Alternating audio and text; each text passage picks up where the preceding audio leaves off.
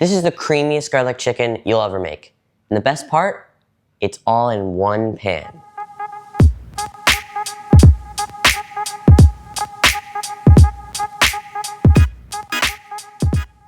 To start off, you're going to need 4 boneless, skinless chicken breasts that have been lightly pounded with a meat tenderizer. What we're really doing is breaking down some of the muscle fibers in the meat. That's what helps a chicken stay tender and juicy once it's cooked. Once your chicken is pounded out and ready, let's make the coating. In a medium bowl, add a half a cup or 60 grams of all-purpose flour, then season it with 1 teaspoon or 3 grams of garlic powder, 1 teaspoon or 2 grams of paprika, 1 teaspoon or 5 grams of salt, and 1 teaspoon or 2 grams of freshly cracked black pepper. This isn't a heavy breading, it's a light coating. The flour helps create that golden, crispy exterior, and it also gives the sauce something to cling to later, which is really important. Whisk all those ingredients together until they're evenly combined. Then set that flour mixture aside. Now grab a medium sauté pan and bring it up to medium heat. Give it a minute to warm up properly. Rushing this step is one of the easiest ways to lose good color on your chicken. Once the pan is hot, add in either avocado oil or olive oil, followed by 1 tablespoon or 14 grams of unsalted butter. Now take your chicken and coat each piece completely in the flour, making sure it's evenly covered. Then shake off any excess flour. Carefully lay the chicken into the pan, being mindful not to crowd it. If the pan's too full, the chicken will steam instead of sear, and we want that nice golden crust. Let the chicken sear on the first side until it's deeply golden brown. Don't touch it too early. Once it's ready to flip, it'll release easily from the pan. Flip it and repeat on the other side. And here's an important thing to remember. Don't worry if the chicken isn't fully cooked yet. That's not our goal right now.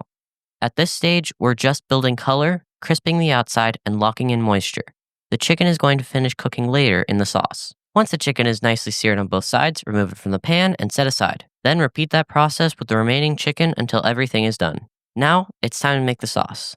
And this is where everything really comes together. Lower the heat slightly and into the same pan add 3 to 4 garlic cloves that I've finely minced. And honestly, if you love garlic, feel free to just add more.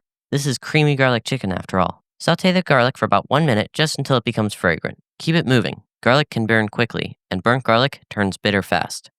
Next, add in 3 cups of chicken stock or vegetable stock and bring it up to a gentle simmer. As it heats, use a spoon to scrape up any brown bits from the bottom of the pan. Once the stock is simmering, add in the zest and juice of 1 lemon, 1 tablespoon or 21 grams of honey, and 1 teaspoon or 2 grams of red pepper flakes. If you like more heat, this is the time to add it. Now pour in 3/4 cup or 180 milliliters of heavy cream and stir everything together.